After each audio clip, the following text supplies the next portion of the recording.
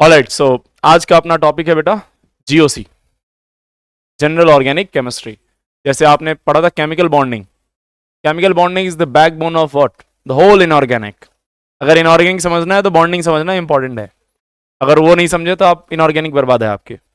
In the same way, similar way, even more important, उससे भी ज्यादा वेटेज लेके बैठा है आपका GOC, general organic chemistry. If we talk about organic chemistry, अब पूरी ऑर्गेनिक बर्बाद हो जाएगी अगर आपको जीओसी नहीं आती है तो, क्योंकि पूरी जीओसी पे टिकी हुई है ऑर्गेनिक। ऑर्गेनिक केमिस्ट्री में क्या पढ़ते हैं, ये मैं थोड़ी बहुत बातें आपको फिर से एक बार याद रिकॉल करा देता हूँ। सबसे पहला, सबसे मेन ऑब्जेक्ट ये होता है ऑर्गेनिक में पढ़ने का, रिएक्शंस को। और वो बेसिकली हम लोग पढ़ेंगे 12th में, रिएक्शंस। जैसे आपने आईपीसी नॉमेनक्लेचर में बहुत सारे फंक्शनल ग्रुप पढ़े, उन सभी फंक्शनल ग्रुप के नाम के चैप्टर्स हैं और उन पे कम से कम सैकड़ों रिएक्शन है। एक एक चैप्टर पे कम से कम, एक एक चैप्टर के नाम पे कम से कम आपको 50-50, 40-40 रिएक्शन मिलेंगे। तो खूब सारी रिएक्शंस हैं। हर रिएक्शन को रटना पॉसिबल तो नहीं है, और बहुत बार क्वेश्चन जो आता है वो रिएक्टेंट प्रोडक्ट से परे आता है, वो मैकेनिज्म पे आता है। ये रिएक्टेंट लिया और ये जो प्रोडक्ट बना तो बीच में क्या क्या नाटक हुआ, उन सब पे आता है। बहुत बार आप प्रोडक्ट रट ही नहीं सकते क्योंकि आपको पूरी मैकेनिज्म के थ्रू होकर जाना पड़ता था, फाइनली डिसाइड होता है कि इसका प्रोडक्ट बनेगा क्या। यूजुअली क्या होता है कि जो बोर्ड लेवल के क्वेश्चन होते हैं वो बिना मैकेनिज्म के फिर भी हो जाते हैं, बट आपके जेई मेंस के, नीट के या फिर एडवांस के जो क्वेश्चन होते हैं वो मैकेनिज्म चाहिए, स्पेशली एडवांस। जेई एडवांस के को बिना मैकेनिज्म के आप कर ही नहीं सकते। तो वो सब समझने के लिए कि रिएक्शन किस रूट से होके गई है, उस रूट को समझने के लिए आपको पहले समझना होगा general organic chemistry. General term समझने पड़ेंगे ऑर्गेनिक के। तो सबसे हम लोग पहले पढ़ते हैं हम लोग कि ऑर्गेनिक कंपाउंड्स के नाम क्या हैं, पहले पहचाने तो कि ये कौन है, इनको लिखते कैसे हैं, रिप्रेजेंट कैसे करते हैं। तो वो फर्स्ट पार्ट अपना हमने कवर कर लिया, क्या, how we will represent the organic compound. ठीक है सर, हाँ, वो रिप्रेजेंटेशन हो गया है। अब हम लोग थोड़ा सा इसमें एक स्टेप और आगे बढ़ेंगे। अच्छा, जीओसी सिर्फ आगे चैप्टर्स में हेल्प नहीं करेगा, उसके अलावा भी इसका अपना खुद का वेटेज है। जीओसी से डायरेक्ट क्वेश्चन 2 से 3 पूछ लिए जाते हैं। तो ये दूसरे चैप्टर्स में तो पूरी ऑर्गेनिक को तो बिल्ड करेगा ही, बट उसके अलावा ये चैप्टर खुद में बहुत ज्यादा इंपॉर्टेंट है, इससे डायरेक्ट क्वेश्चन आते हैं। आप लोग लगाएंगे जीओसी के भी बुकलेट तो आपको लगेगा, आप देखेंगे बहुत सारे क्वेश्चन आए। जैसे केमिकल बॉन्डिंग में आते हैं तो खूब सारे सवाल, केमिकल बॉन्डिंग के 2-2, 3-3 सवाल आ जाते हैं। वैसे 2-2, 3-3 सवाल इस चैप्टर से भी आएंगे, तो बहुत हैवी वेटेज है इसका। ठीक है, और इस चैप्टर में भी अगर आपने सही से पढ़े आप, तो आपको पेन उठाने की जरूरत नहीं पड़ेगी। क्वेश्चन देखा, ऑप्शन टिक किया, आगे बढ़ गया। बट उसके लिए प्रैक्टिस चाहिए अच्छी। ठीक है, वो हम करवा देंगे, टेंशन मत लीजिए आप। अब जब बात यहां से शुरू हो गई है कि रिएक्शन से, तो मैं, मेरे ख्याल से मैं आपको हर बात बता ही देना चाहता हूं, तो थोड़ी देर खूब अच्छे से सुनिए। ठीक है, रिएक्शन होता क्या है बेटा, what is reaction?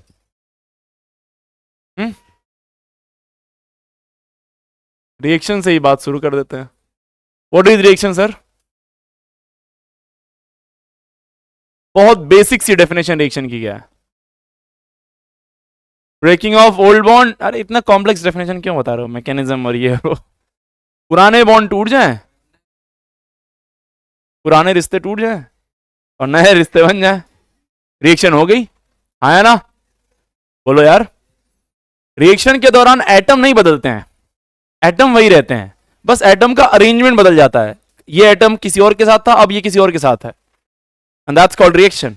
Hello, so what is reaction? Breaking of old bond, breaking of old bond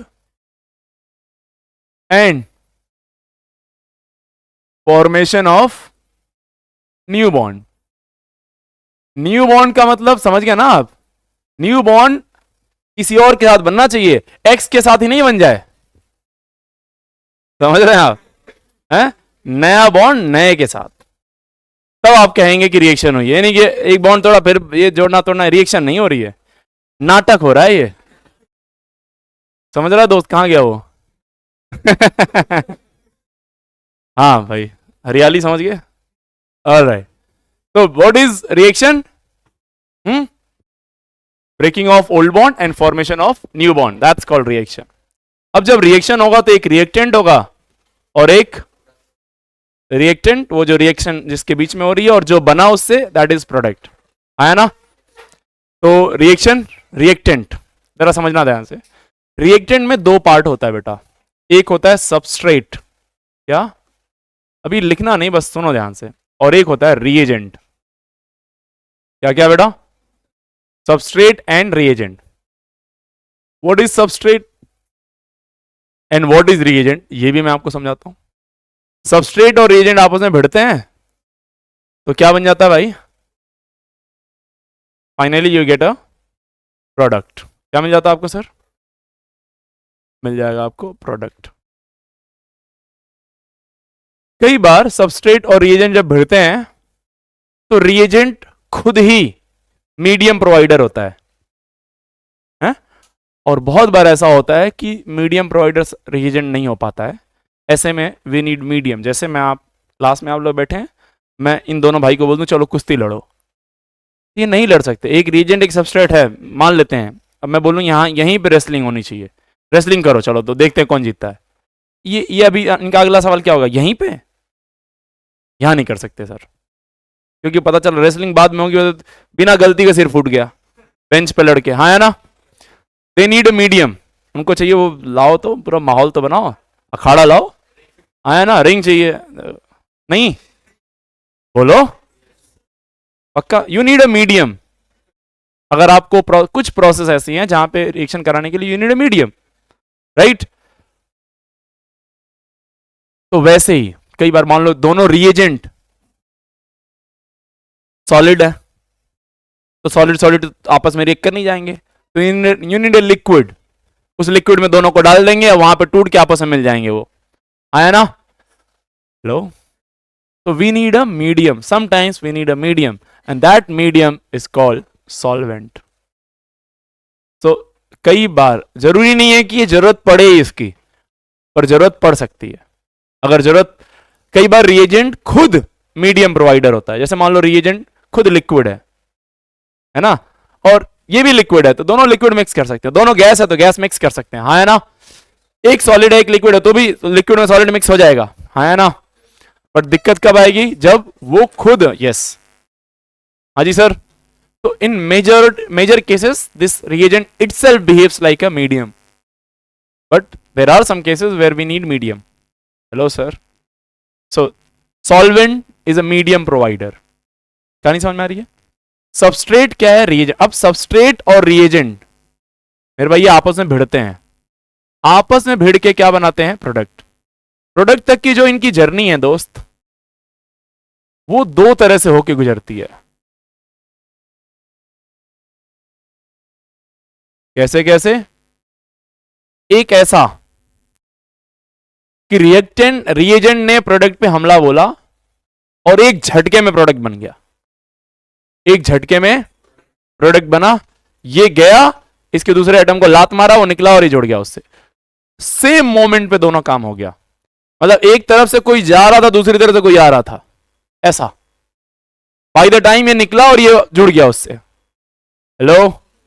दो स्टेप नहीं लगे, एक ही स्टेप में काम हो गया. हेलो? और जब ऐसा होता है तो बीच में एक स्टेट आती है जहां पे ये थोड़ा थोड़ा लगभग लगभग निकलने की स्थिति पे होता है, या लगभग लगभग जुड़ने की स्थिति पे होता है. और वो मोड होता है ट्रांजिशन का मोड, क्योंकि उससे पहले कहानी कुछ और थी और उसके बाद कहानी कुछ और हो जाएगी. Hello sir. तो वो होता है ट्रांजिशन फेज या ट्रांजिशन स्टेट. जैसे आप क्लास 10th में थे, ठीक है, नल्ले एकदम, किसी काम के नहीं. अभी 12th के बाद आप IITian बन गए, अरे ठीक है, एकदम से कुछ हाई पोजीशन पे आ गए. अभी कुछ नहीं थे, एकदम से कुछ बन गए. इस 2 साल का जो पीरियड है आपका, ये कौन सा पीरियड है? Transition period. इस बीच में आप चेंज हुए. इस बीच में आपकी मुलाकात मेरे से हुई, मैंने लात मारी, सब सही हो गया. क्यों भाई? ठीक है. तो ये टाइम जो है, ये पीरियड जो है, ये ट्रांजिशन पीरियड चल रहा है अभी आपका. ये डिसाइड करेगा कि प्रोडक्ट कैसा बनने वाला है. अच्छा, IIT, government college, private college, ITI आई इधर लगेगा इधर लगेगा है? वो डिसाइड करेगा आज का टाइम, राइट? तो खैर एक सेकेंड, तो सबस्ट्रेट, रिएजेंट ने सबस्ट्रेट पे अटैक किया और एक ही बार में अगर जो प्रोडक्ट बन जाए दोस्त, तो इसको बोलते हैं ट्रांजिशन स्टेट बीच में बनी होगी। क्या बनी होगी? ट्रांजिशन स्टेट के थ्रू ये रिएक्शन गई होगी यहां तक। और कई बार ऐसा होता है ये भाई साहब रिएक्ट अटैक करने गए, अटैक करके इनका कोई बॉन्ड तोड़ दिया। कई बार ऐसा होगा कि पहले इसका बॉन्ड टूट जाएगा, कई बार ये इसकी जरूरत नहीं है, पहले सॉल्वेंट ही इसका बॉन्ड तोड़ देगा, अब ये अनस्टेबल हो जाएगा। अब बॉन्ड टूटेगा तो वो कोई अनस्टेबल स्पीशीज बनेगी, कैटायन बन सकता है, एनायन बन सकता है, रेडिकल बन सकता है, कुछ भी बन सकता है, क्योंकि बॉन्ड टूटा है। बॉन्ड बना ही क्यों था? अब बॉन्ड टूट गया तो क्या हो गया? System becomes unstable. और वो अभी कोई बॉन्ड बनाया नहीं है, अभी वो कोई बॉन्ड, ये था मॉलिक्यूल, ये फाइनली ये स्टेबल होगा यहां पे, उस बॉन्ड टूटा, ये यहां पे आ गया, बना है प्रॉपर, ये बना है, राइट? अब ये यहां जाएगा तो हाईली अनस्टेबल स्पीशीज एक बार बीच में बनी है, ये जो बना है दैट्स कॉल्ड इंटरमीडिएट। इसके और इसके बीच में बनने वाली चीज इंटरमीडिएट, क्या बोलते हैं उसको? तो हो सकता है ये रिएजेंट अभी अटैक ना किया, उससे पहले इसका बॉन्ड टूट गया हो, वो कौन कराया होगा? सॉल्वेंट। तो हो सकता है यही रिएक्शन गई हो किसके थ्रू? इंटरमीडिएट के थ्रू। किसके थ्रू बेटा? इंटरमीडिएट के थ्रू ये रिएक्शन गई हो। इंटरमीडिएट का मतलब रिएक्टेंट और प्रोडक्ट के अलावा भी कोई चीज बन रही है, और ये रिएक्शन, ये सिंगल स्टेप है, ये एक बार में हो गई रिएक्शन, और ये मल्टी स्टेप है। आप समझ गए? ये रिएक्शन एक स्टेप में नहीं होने वाली है। जब इंटरमीडिएट बनेगा इसका मतलब रिएक्टेंट पहले कहीं और गया, फिर प्रोडक्ट में गया। और ऐसा भी हो सकता है कि पहले रिएक्टेंट कहीं और गया, फिर कहीं और गया, फिर कहीं और गया, फिर कहीं और गया, और जाते जाते फिर फाइनली प्रोडक्ट तक गया। Hello, multiple step. And such kind of reaction जो मल्टीपल स्टेप में होती हैं, we call it complex reaction. ऐसी रिएक्शन को हम क्या कहते हैं? जो एक से ज्यादा स्टेप में होती है उनको बोलते हैं कॉम्प्लेक्स रिएक्शन, और जो एक ही स्टेप में हो जाए we call it elementary reaction. क्या बोलते हैं सर? अगर कोई रिएक्शन एक झटके में सीधे प्रोडक्ट देती है तो एलिमेंट्री रिएक्शन। ये सब पढ़ेंगे हम लोग 12th में, काइनेटिक्स में पढ़ेंगे ये चीज, अलग अलग चैप्टर्स की बातें हैं। और जब कोई रिएक्शन एक ही स्टेप में हो जाएगी वो एलिमेंट्री है, जो कोई मल्टीपल स्टेप में होगी we call it complex reaction. क्या बोलेंगे सर इसको? ऑल राइट, इतनी बात समझ में आई आपको? ये भाई साहब जो सॉल्वेंट हैं इनका भी नेचर होता है, होगा, दो तरह के सॉल्वेंट होता है।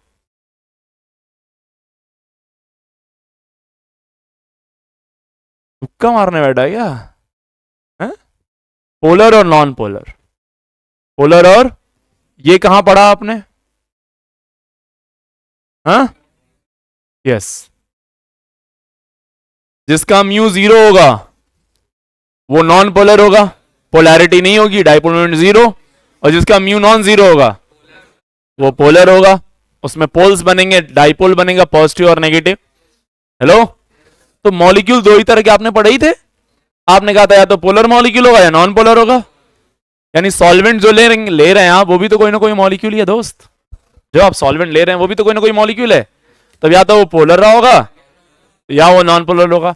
अब इसका बहुत इंपॉर्टेंट रोल है, वो करेगा क्या, उसका वर्क क्या है, इसीलिए जरूरी है। मीडियम प्रोवाइड कर रहा है, सिर्फ मीडियम नहीं प्रोवाइड करता है, ये बॉन्ड भी तोड़ देता है ना?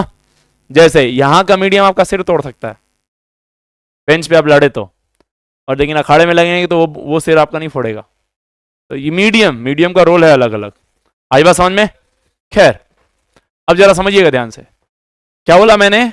रिएजेंट वो जो अटैक करेगा, सबस्ट्रेट वो जिस पे अटैक होगा, सबस्ट्रेट के बॉन्ड की ब्रेकिंग होगी।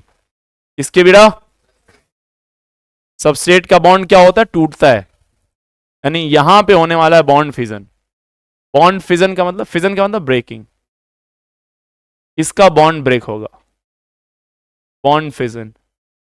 तो फिर से एक सवाल आता है कि बॉन्ड फिजन कितने तरह से हो सकता है? तो दो तरह से। कैसे कैसे भाई? अभी आपको लगेगा ये पूरा एक चार्ट बन जाएगा, अभी बनाना नहीं, क्या बनेगा? होमोलिसिस और हेट्रोलिसिस।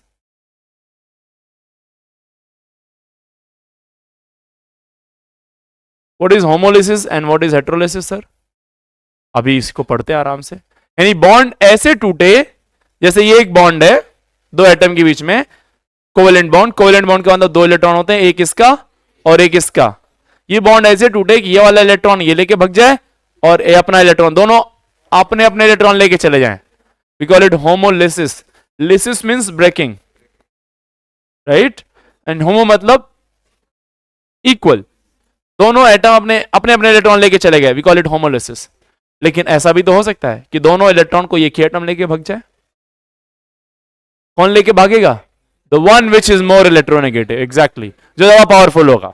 ऐसी बातें हम लोग कर चुके हैं बहुत बार। तो बॉन्ड की ब्रेकिंग दो तरह से हो सकती है, होमोलिटिकली एंड हेटेरोलिटिकली। होमोलिटिक हुआ तो दोनों एक एक इलेक्ट्रॉन लेके चले जाएंगे, हेटेरोलिटिक हुआ तो कोई एक दोनों इलेक्ट्रॉन लेके भाग जाएगा। नहीं आया जी समझ में? तो सबस्ट्रेट का बॉन्ड ब्रेक होगा। जब सबस्ट्रेट का बॉन्ड ब्रेक होगा और कोई चीज बने गई, अगर वो इंटरमीडिएट बन गया है, सबस्ट्रेट का बॉन्ड ब्रेक हुआ, ब्रेक होने से कोई चीज बनी, जो चीज बनी वो क्या बनी? इंटरमीडिएट। तो इंटरमीडिएट के टाइप्स बनेंगे। तो कुल 6 तरह के इंटरमीडिएट होते हैं। कितने तरह के दोस्त? 6 तरह के। कौन कौन से? एक होता है कार्बोकेटाइन। क्या बेटा? कार्बोकेटाइन। दूसरा होता है कार्बोएनाइन। तीसरा होता है free radical. Free radical. 99% case में आपको इन तीनों से डील करना है, पूरी केमिस्ट्री में, पूरी ऑर्गेनिक में, इन तीनों से। But there are some cases जहां पे एक दो जगहों पे कुछ और भी आएंगे। कौन कौन से? कार्बीन। कार्बीन सिर्फ 2 रिएक्शन में मिलेगा आपको, एक राइमरटाइमन और एक कार्बिलमिन रिएक्शन। खैर जब आएगा तब बात करेंगे। दूसरा है नाइट्रीन, ये 3 रिएक्शन में पूरा देखने को मिलेगा। और चौथा है बेंजाइन, आखिरी है benzene, not benzene, it's benzene. सिर्फ एक रिएक्शन में देखने को मिलता है पूरी ऑर्गेनिक में। ठीक है, बिल्कुल towards the end of this organic पढ़ाऊंगा मैं इस बेंजाइन को।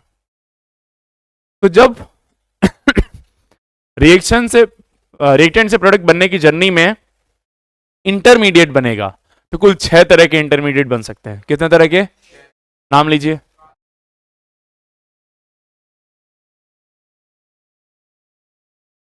Carbocation, carbanion, free radical, carbene, nitrene, benzyne. Carbene, nitrene और बेंजाइन। ये कौन है? Intermediate, reaction intermediate. इंटरमीडिएट बेटा एक ऐसी स्पीसीज है जो बनती तो है बट हाईली अनस्टेबल होती है, और हाईली अनस्टेबल होने की वजह से इसकी लाइफ जो है लगभग 10⁻⁸ सेकेंड के अराउंड होती है। 10⁻⁸ सेकेंड। पलक भी झपकने का समय नहीं दिया इसने। कब बनी कब खत्म हुई पता ही नहीं चला, बट चूंकि बना, ट्रांजिशन स्टेट की लाइफ 10⁻12 सेकेंड के अराउंड होती है। आप समझ गए? बहुत कम, बिल्कुल। और आप इस 10⁻⁸ सेकेंड की के ऊपर पढ़ने वाले हैं, आपकी पढ़ाई इस पे होने वाली, यानी आप इन सब के बारे में डिस्कशन करेंगे बहुत डिटेल में। इन तीनों पे स्पेशली इस चैप्टर में हम बहुत ज्यादा चर्चा करने वाले हैं। एटलीस्ट 7-8 लेक्चर जाएगा इन तीनों पे। बहुत इंटरेस्टिंग टॉपिक है ये। ठीक है, अभी हम प्रोडक्ट तक पहुंचे नहीं है। प्रोडक्ट तक पहुंचने में क्या क्या आ रहा है मैं बस आपको वो बता रहा हूं अभी फिलहाल। ठीक है, फिर ये जो सबस्ट्रेट है इसके अंदर हम पढ़ते हैं इलेक्ट्रॉनिक डिस्प्लेसमेंट इफेक्ट। क्या पढ़ते हैं? और इलेक्ट्रॉनिक डिस्प्लेसमेंट इफेक्ट 2 तरह का होता है, एक होता है टेम्परेरी और एक होता है परमानेंट। टेम्परेरी इफेक्ट और परमानेंट मतलब इलेक्ट्रॉन परमानेंटली किधर शिफ्ट, किसी की तरफ शिफ्ट है, that is called permanent effect. Temporarily shift हो रहे हैं, फिर आ जा रहे हैं, फिर जा रहे हैं, फिर आ जा रहे हैं, that is called temporary effect. है ना? जैसे आपकी बात आप ही लोगों की ले लें। एक बच्चा इस क्लास में वैसा है, एक मतलब बहुत सारे बच्चे ऐसे हैं जो आराम से घर पे बैठ के पढ़ते रहते हैं, इस बात से कोई फर्क नहीं पड़ता मम्मी देखने आ रही है कि नहीं, पापा देखने आ रहे हैं कि नहीं, वो अपना लगा हुआ है, उसको पता भी नहीं कितनी बार कौन आया कौन गया। और एक बच्चा वो भी बैठा हुआ है,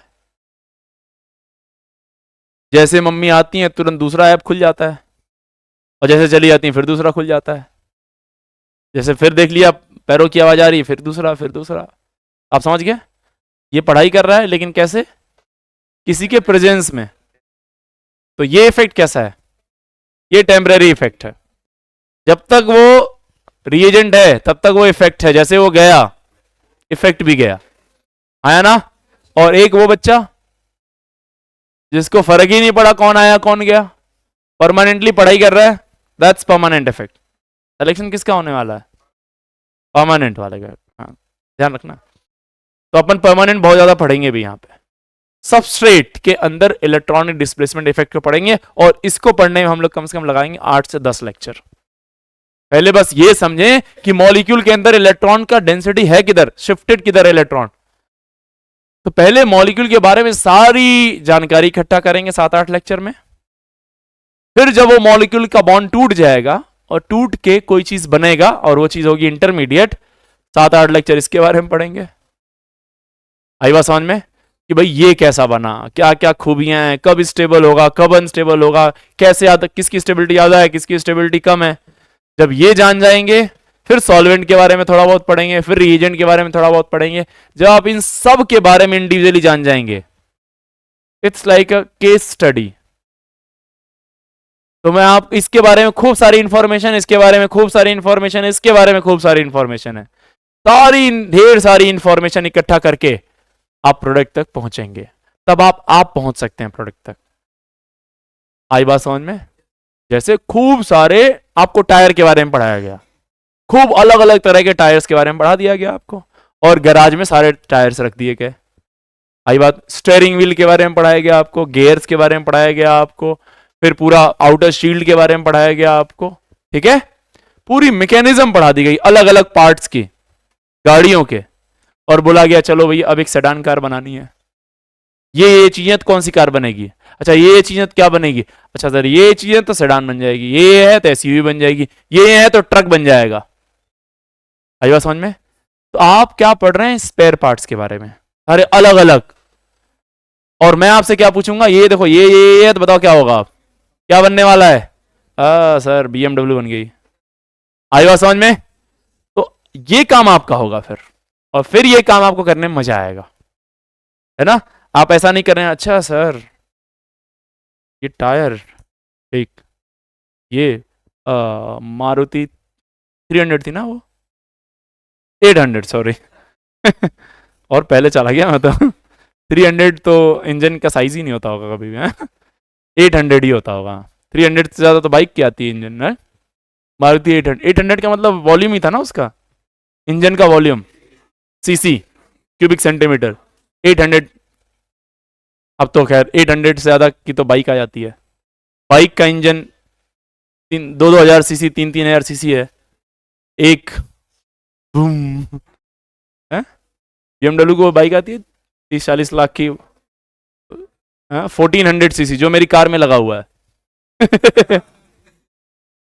2000 सीसी तक के, इतना बड़ा सा इंजन है। तो पावर जो जनरेट, टॉर्क जनरेट करता है वो कितना भयंकर करेगा वो, सोचो। और इसको तो, ये तो पूरी इतने बड़ी गाड़ी खींचना है उसको, और उसको बस बाइक खींचना, तो सोचो क्या टॉर्क जनरेट करता होगा एक बार में। वापिस आ जाते हैं। तो मैं आपको स्पेयर पार्ट्स पढ़ाने वाला हूं, मैं आपको ऑर्गेनिक समझाने वाला हूं कि चलेगी कैसे ये, और एक बार आपने समझ गए फिर मजा आ जाएगा। फिर वो एक just like a case study आप, या फिर इसको ऐसे भी क्राइम सीन से भी रिलेट कर सकते हैं, क्राइम मास्टर गोगो है। तो आपको क्या किया गया, आपको साइकोलॉजी पढ़ाई गई कि अलग अलग तरह के क्रिमिनल्स होते हैं, अगर वो थोड़ा सा पैदल है यहाँ से तो किस तरह की सोच रखता है। ठीक है, अगर कोई, कुछ लोग होते हैं जो गरीबों को मारते रहते हैं, उसकी क्या सोच है कुछ लोग ऐसे हैं, कह रहा नहीं, अब कोई ऐसा होता है जो सीरियल किलर होता है कि भाई चलो अलग अलग तरह के। तो आपको कॉलेज में ले जाया गया, और जब आपको इसकी पढ़ाई कराएगी तो आपको हर एक क्रिमिनल्स की साइकोलॉजी को पढ़ाया गया, फिर कौन क्या एविडेंस छोड़ता है उसके बेसिस पे, फिर आप वो DNA टेस्ट वगैरह करते हैं, फिर फुटप्रिंट्स कई बार देखते हैं। तो अलग अलग तरह से खूब सारी चीजें आप पढ़ लेते हैं अलग अलग, फिर आपको एक क्राइम सीन पे ले जा जाता है और बोला जाता है ये देखो मर्डर हो गया। अब तुम इन्वेस्टिगेट करो और पकड़ो कौन था कातिल। ठीक है, अब तुम लगते हो अच्छा ये चीज मिली है, ये चीज में अच्छा ये निशान है, तो लग रहा है बूट पहना था वो, है ना, उसके कपड़े का ये एक पार्ट मिला, इसका मतलब सॉल थी उसके पास। ऐसे ऐसे करके करते धीरे धीरे धीरे करके सारे रिलेटिव्स को पकड़ते हैं आप, फिर इन्वेस्टिगेट करते करते करते करते आप कातिल तक पहुंच जाते हैं। अगर आप बेकार और घटिया नहीं, मैं तो है कातिल कौन है, ये अपने आप को ही मार लिया ऐसा लग रहा है। अगर आपको कहीं बैक साइड से पैसा मिल गया है तो उसमें आप कहा सुसाइड में भी डाल सकते हैं उस केस को। खैर मुद्दा ये नहीं है, मुद्दा ये है आपको कातिल तक जाना है। It's case study, investigation. Investigation कब होगा, जब आपको सारी चीजें पहले से पता होंगी, सब कुछ नॉलेज होगा। तो organic is just like product तक पहुंचने के लिए जो आपको चाहिए करना क्या है, इन्वेस्टिगेशन।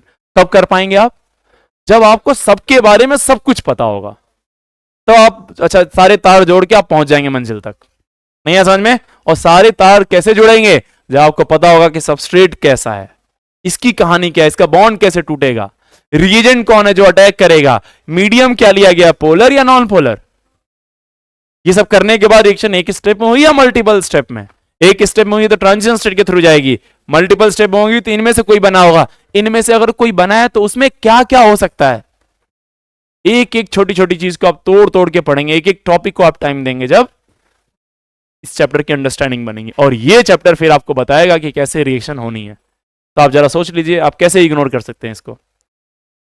अब इंपॉर्टेंस ज्यादा अच्छे समझ में आ रहा होगा कि हाँ यार ये तो साला पूरा वही है, पूरा यहां से यहां तक आने की जर्नी है। हेलो सर, अब एक सेकेंड, जब सॉल्वेंट सबस्ट्रेट के बॉन्ड को तोड़ देगा होमोलिटिकली या हेट्रोलिटिकली, लेट से हेट्रोलिटिकली तोड़ दिया, तो एक पे आ जाएगा कैटायन और एक पे आ जाएगा एनायन, यानी एक पे आ जाएगी deficiency of electron, electron deficient होगा, इलेक्ट्रॉन डेफिशिएंट होगा ना, है ना, और एक इलेक्ट्रॉन रिच होगा।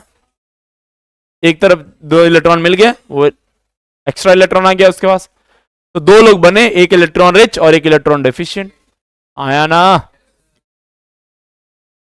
तो बॉन्ड की ब्रेकिंग से दो ही चीज बन सकती है, या तो रिच बन जाएगा इलेक्ट्रॉन या इलेक्ट्रॉन डेफिशिएंट बन जाएगा। और इन दोनों में से जो भी बनेगा उसको रिक्वायरमेंट उसके ऑपोजिट की होगी। अगर कोई इलेक्ट्रॉन डेफिशिएंट बना है तो that species is aspiring for what, electron rich. वो इलेक्ट्रॉन रिच को इनवाइट कर रहा होगा, हाँ या ना, वो इंतजार में होगा कोई आएगा अपना इलेक्ट्रॉन देगा मुझे, हाँ या ना। कोई इलेक्ट्रॉन रिच बना है तो वो वेट कर रहा हो कोई आएगा जो मेरे से इलेक्ट्रॉन शेयर करेगा ताकि ये भार कम हो, थोड़ा मेरा लोड कम हो, हाँ या ना। तो बेसिकली दो ही चीज बन सकती है, या तो रिच या डेफिशिएंट। अगर दो ही चीज बनी है, या रिच या डेफिशिएंट, तो आपको रिक्वायरमेंट ही दो चीज की है। अगर डेफिशिएंट बना है तो रिच चाहिए आपको, रिच बना है तो डेफिशिएंट चाहिए आपको, यानी आपको रिएजेंट सिर्फ दो ही तरह के चाहिए। So on the basis of substrate we have only two types of reagent. Hello, हमें रिएजेंट कितने तरह के चाहिए सर? दो तरह के। ये रिएजेंट दो तरह के हैं, इलेक्ट्रॉन रिच, इलेक्ट्रॉन डेफिशिएंट। शायद आपने नाम सुना हो, वन इज कॉल्ड इलेक्ट्रोफाइल,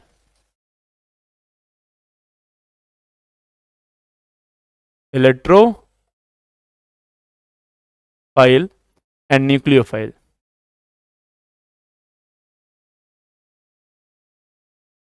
क्या क्या sir? Electrophile and what? Nucleophile.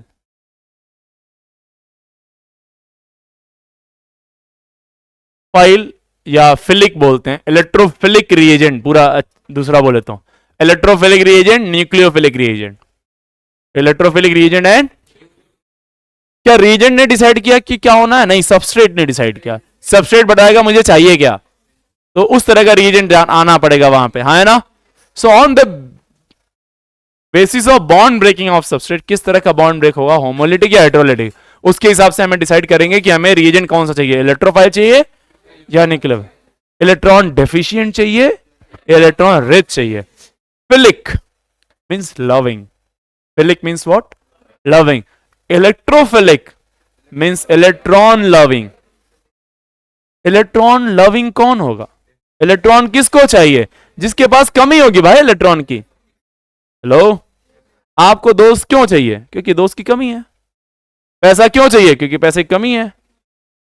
आया ना? खाना क्यों चाहिए? क्योंकि उसकी कमी है। आपको जो चीज चाहिए होती है उसकी चीज आप कहीं ना कहीं उसकी डेफिशिएंसी फील करते हैं, इसीलिए वो चीज चाहिए। अगर नहीं फील कर रहे हैं तो नहीं चाहिए। हेलो, साधु महात्मा लोग शादी नहीं करते हैं बहुत सारे, क्यों? Because they don't feel the need. हंसने वाली बात नहीं है।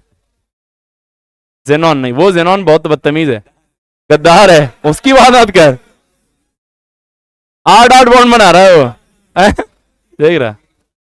हाँ, पर xenon being a noble gas, अगर उसके साथ बॉन्ड बनाना है तो you should be very powerful. तो xenon form bond only with oxygen and fluorine. Oxides बनाता है, फ्लोराइड्स बनाता है, एंड ऑक्सी फ्लोराइड्स बनाता है। सबकी औकात नहीं, सबको भाव नहीं देता वो चल वे निकल। अरे आया ना? बोलो भाई, नहीं आया समझ में? तो जरा ध्यान सुनिए एक बार। ये आपको ये प्रोटोटाइप आपके दिमाग में सेट हुआ क्या चलने वाला है? मैं एक बार फिर से जल्दी से रिपीट कर देता हूं। तो रिएक्शन क्या है? Breaking of old bond and formation of new bond, that's called reaction. अब रिएक्शन में एक तरफ होता है रिएक्टेंट, दूसरी तरफ होता है प्रोडक्ट। रिएक्टेंट में दो पार्ट होगा, एक होगा सबस्ट्रेट, एक होगा रिएजेंट। सबस्ट्रेट वो होता है जिसपे अटैक होगा, रिएजेंट वो है जो अटैक करेगा। कई बार सबस्ट्रेट और रिएजेंट खुद में सफिशिएंट नहीं होते हैं, तो हमें चाहिए होता है एक medium provider, and that is solvent. Solvent दो तरह का हो सकता है, पोलर और नॉन पोलर। सॉल्वेंट सबस्ट्रेट के बॉन्ड की ब्रेकिंग कराता है। कैसे? या तो होमोलिटिकली या हेट्रोलिटिकली। ब्रेकिंग कराने से एक बीच में इंटरमीडिएट स्पीशीज बनती है। जो इंटरमीडिएट बनेगी वो इन्हीं में से कोई ना कोई एक बनेगा। अब जो बना है इंटरमीडिएट, उस पर अटैक करेगा ये रिएजेंट। अब जो इंटरमीडिएट बना है वो इलेक्ट्रॉन डेफिशिएंट हो सकता है, वो इलेक्ट्रॉन रिच हो सकता है। अगर इलेक्ट्रॉन डेफिशिएंट होगा तो इलेक्ट्रॉन रिच अटैक करेगा, इलेक्ट्रॉन रिच होगा तो इलेक्ट्रॉन डेफिशिएंट अटैक करेगा। उसके बेसिस पे we have two types of reagent, electrophile and nucleophile. Electrophile and ऐसा भी हो सकता है रिएजेंट एक ही झटके में अटैक करके कोई बीच में कुछ ना बनाए और सीधे प्रोडक्ट बना दे, तो reaction goes through transition state. What? Transition state के थ्रू रिएक्शन जाती है। मैंने आपको बताया इनकी लाइफ बहुत कम समय के लिए होती है। इंटरमीडिएट की लगभग 10⁻7-8 सेकंड के लिए होती है, उनकी 10⁻11-12 सेकंड के लिए होती है। बहुत कम समय के लिए बनते हैं ये। आया ना? पर इनके ऊपर पढ़ाई करनी बहुत जरूरी है। Electrophilic means electron loving. Electron loving कौन होगा? जिसके बाद इलेक्ट्रॉन की डेफिशिएंसी होगी। Nucleophilic means nucleus loving. What is this nucleus loving? Nucleus means what? Nucleus में कौन है? Proton. Nucleus is what? Positively charged. Nucleus is what sir? Positively charge. इसका मतलब उसकी तरफ कोई जा रहा है, इसका मतलब ये जो जा रहा है वो नेगेटिव है। नेगेटिव का मतलब क्या हो गया? वो इलेक्ट्रॉन रिच है, वो इलेक्ट्रॉन रिच है। तो हल्की सी डेफिनेशन मैं ऐड करूं इसमें, तो बेसिकली न्यूक्लियोफाइल का मतलब क्या बोलना चाह रहा हूं मैं? इलेक्ट्रॉन रिच जो है। और न्यूक्लियोफाइल का, इलेक्ट्रोफाइल का मतलब क्या होता है? Electron deficient.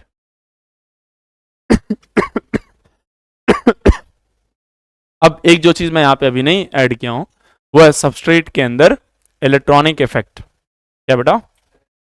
सबस्ट्रेट के अंदर क्या sir?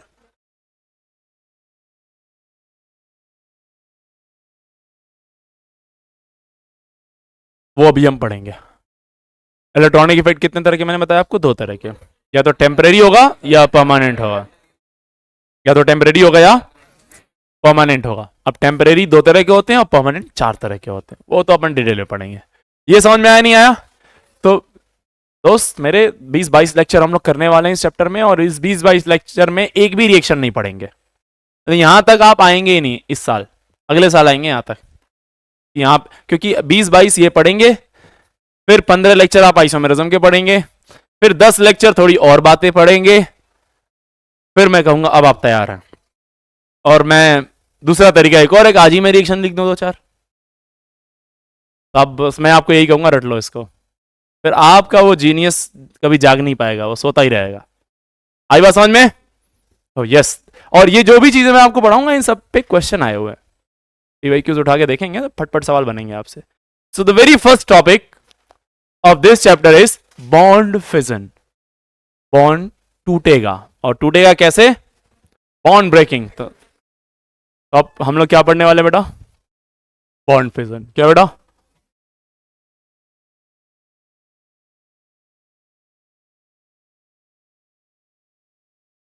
Bond fission.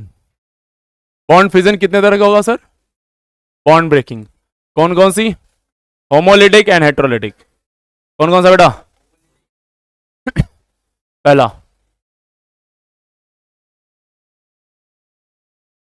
Homolytic bond fission, बोलो यार। और दूसरा क्या होता है सर? Heterolytic bond fission.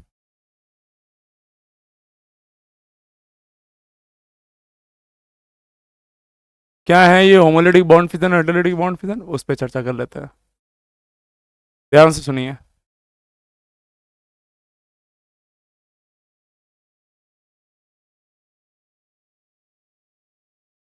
इसमें रोल बहुत ज्यादा है किसका? सॉल्वेंट का। सॉल्वेंट समझते हैं आप?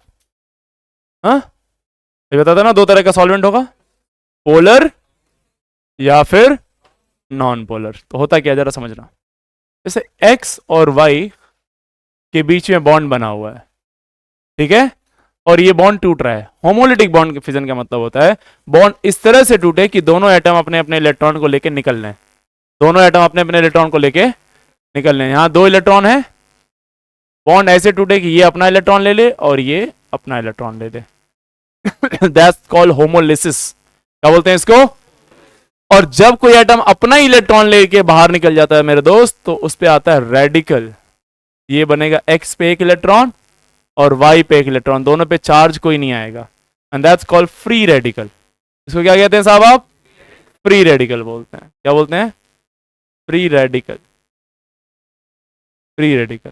अगर ये कार्बन एटम होता तो बोलते कार्बन फ्री रेडिकल। ऑक्सीजन रहता तो ऑक्सीजन का रेडिकल, क्लोरीन रहता तो क्लोरीन का रेडिकल, सल्फर रहता तो सल्फर का रेडिकल। तो बना क्या है आपके पास? Free radical. फ्री रेडिकल जो बना है, इट्स अ न्यूट्रल स्पीशीज। कैसी स्पीशीज है ये? Neutral but highly unstable. But what? Highly unstable. क्यों अनस्टेबल है साहब? बॉन्ड बना ही क्यों था? स्टेबल होने के लिए। आपने तोड़ दिया वो बॉन्ड। अब ये एक अनपेड इलेक्ट्रॉन लेके घूम रहा है, कोई मिल जाए कोई मिल जाए कोई मिल जाए, हाँ या ना? What is the main cause of bonding? Stability. And what is the theory behind bonding? To pair up all the unpaired electron. हर अनपेड इलेक्ट्रॉन अपने आप को पेयर करना चाहता है। That is the root cause of bonding. Hello, अब आपने उसको अनपेयर कर दिया, तो क्या अभी अनस्टेबल हो गया? अनस्टेबल होती वो, हेलो, तो ये जो बना है that's intermediate, that's free radical. Intermediate कितने तरह के हैं? कई सारे। उसमें से एक इंटरमीडिएट कौन सा है? Free radical. तो अगर होमोलिटिक बॉन्ड फिजन में होता है तो उससे क्या बनेगा? उससे क्या बनेगा? उससे बनेगा फ्री रेडिकल। तो इसके कुछ पॉइंट्स हम लोग लिखेंगे। होमोलिटिक बॉन्ड फिजन होता कैसे है? होमोलिटिक बॉन्ड फिजन होता कैसे है? व्हेन बॉन्ड, ऐसा बॉन्ड फिजन जिसमें दोनों कंट्रीब्यूटिंग एटम अपने अपने इलेक्ट्रॉन लेके चले जाएं। Hello, the bonded electron distributed what? Equally. Such kind of breaking is called homolytic bond fission. लिखते चलो। Bond fission in which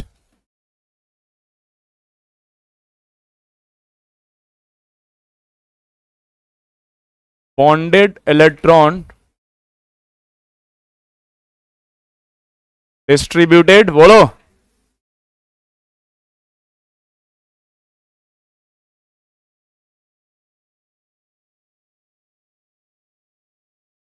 symmetrically.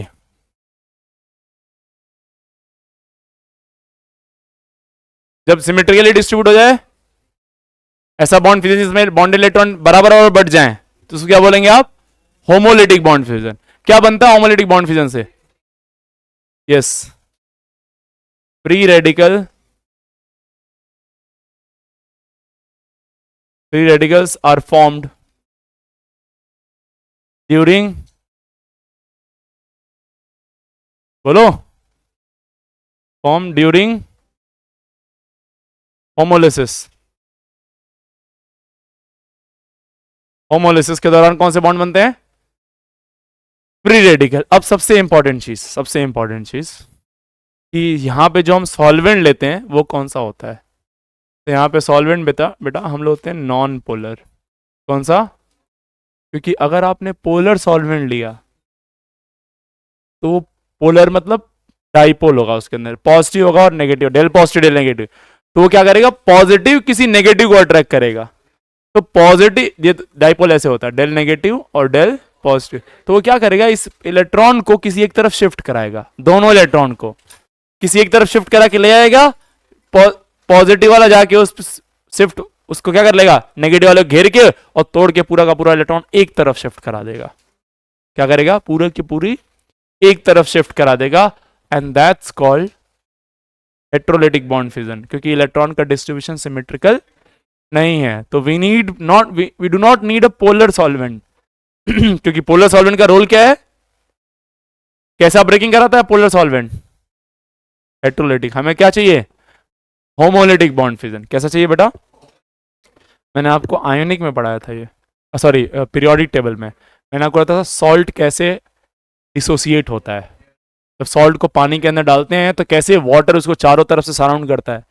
वो चींटी और बूंदी के लड्डू वाला एग्जांपल दिया था मैंने। वो घेर लेते हैं, फिर हाइड्रेशन होता है, हाइड्रेशन से जो एनर्जी निकलती है वो एनर्जी यूज होती है उस बॉन्ड को तोड़ के, लैटिस एनर्जी। अगर hydration energy is more than or equal to lattice energy then that bond will break. वो हाइड्रोलाइज हो जाएगा, वो टूट जाएगा, हाइड्रेट होगा, अदरवाइज नहीं होगा। याद आया कुछ? तो कुछ ऐसा ही होता है यहाँ पे पोलर नॉन पोलर। तो polar homolytic bond fission takes place in non polar solvent. हाँ है ना? बोलो बेटा, क्या बोलेंगे?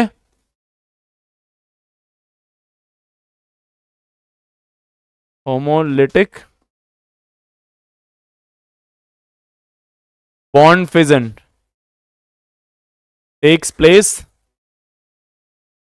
इन non polar solvent. Non polar solvent में क्या होगा? बोलो यार।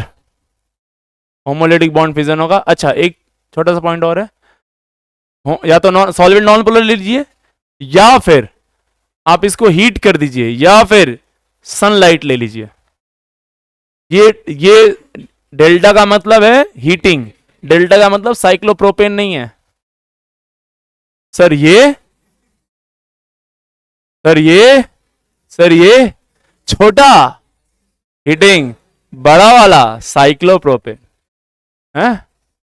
आई बात समझ में? और H nu E equals to H nu, nu is the frequency of light. H nu हम लोग रिप्रेजेंट करेंगे, सनलाइट बोलेंगे उसको, है ना? तो या तो हीट करें या सनलाइट दें या नॉन पोलर सॉल्वेंट ले, they all favours the homolytic bond fission. ये सबके सब क्या करेंगे? होमोलिसिस कराने की कोशिश करते हैं, है ना?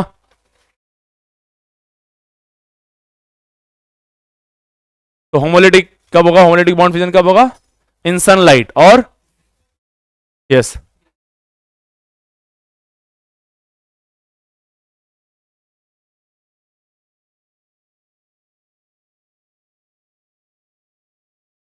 homolytic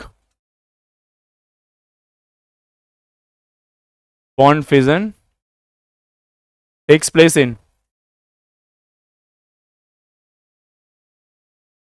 place by heating or in presence of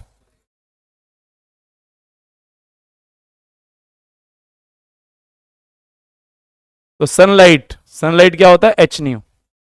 तो एच न्यू का कहीं सिंबल बनाओ तो समझ लेना यहाँ पे होमोलिटिक बॉन्ड फिजन हो रहा है। इसका मतलब पूरी ऑर्गेनिक में जहां भी मुझे एच न्यू लिखा हुआ दिख जाएगा, फट से मैं कह दूंगा अच्छा यहां बॉन्ड कैसा टूटने वाला है। तो एक पहचान हो गई, एक पहचान हुई। बोलो यार।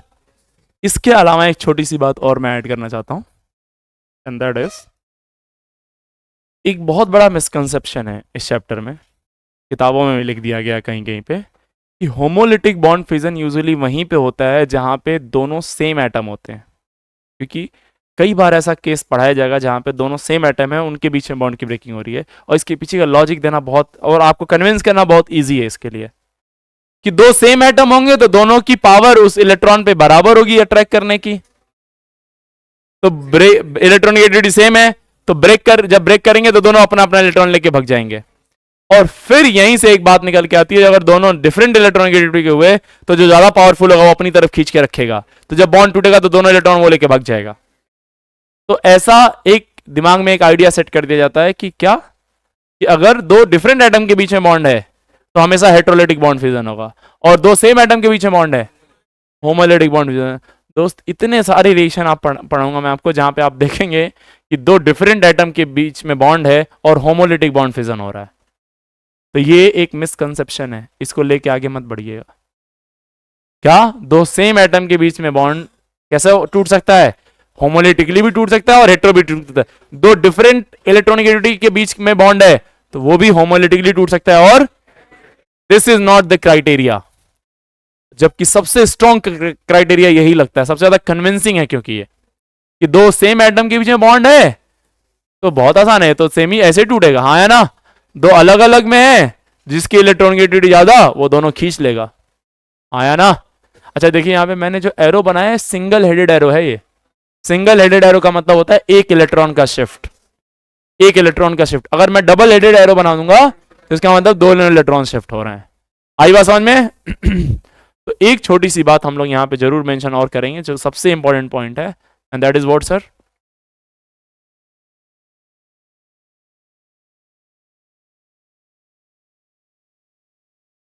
Homolytic bond fusion can takes place between two same atom और डिफरेंट बॉन्ड, है ना, डिफरेंट बॉन्डेड एटम। हाँ बोलो यार। ये क्योंकि ये कंसेप्ट एक मिसकंसेप्शन है, आपको लगता है कि नहीं ऐसा ही होगा, बट कहीं पढ़ा हुआ पा गए तो आप पागल हो जाते हैं, ऐसा लगता है भगवान के ही शब्द हैं सीधे ये, क्योंकि किताब में लिख दिया गया है ना। तो बहुत सारी जगहों पे आप कुछ ना कुछ गलतियां पाएंगे, इवन एनसीईआरटी में भी एक दो जगह पे आपको मैं दिखाऊंगा जो आपका लॉजिक बिल्कुल अगेंस्ट हो जाएगा उसके, जबरदस्त तरीके से। और जब कोई अच्छी किताब पढ़ेंगे तो आपको लगेगा कि हाँ यार ये बात सही है, ये यहाँ गलती से लिख दिया गया है, ठीक है। तो और इसी चैप्टर में जब आप 50 रिएक्शन ऐसी पढ़ रहे हैं जहां पे दो डिफरेंट एटम के बीच में heterolytic bond fusion, homolytic bond fusion हो रहा है, दो अलग अलग एटम के बीच में, तो ये कैसे पॉइंट आप थ्रो कर सकते हैं? एक तरफ आप कह रहे हैं दो सेम एटम के बीच में बॉन्ड टूटेगा, जब रिएक्शन कराने पे आए तो अलग अलग एटम के बीच में होमोलिटिक फ्यूजन करा दिया, कॉन्ट्राडिक्टरी पॉइंट हो गया ना ये। ऐसे तो सेट ही नहीं हो पाएगा कभी आपके दिमाग में कि करना क्या है एग्जैक्टली। आई बात समझ में? तो मैं बस आपको ये बताना चाहता हूं कि this is not the criteria. Bond same atom के बीच में हो या डिफरेंट एटम के बीच में हो, this is not even a criteria, आया ना। Homolytic bond fusion takes place between same bonded atom और डिफरेंट बॉन्डेड। तो यहां बस इस बात को लिख लेते हैं, क्या homolysis can takes place in between same bonded atom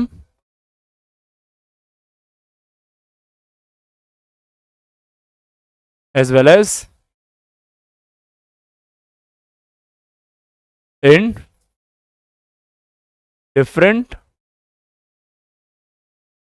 bonded, same atom के बीच में बॉन्ड टूट सकता है और डिफरेंट एटम के बीच में बॉन्ड टूट सकता है। बोलो यार।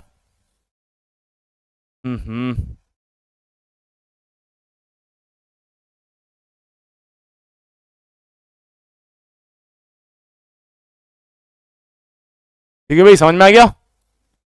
चलो भाई आज के लिए इतना ही रखते हैं अपन फिलहाल, ठीक है।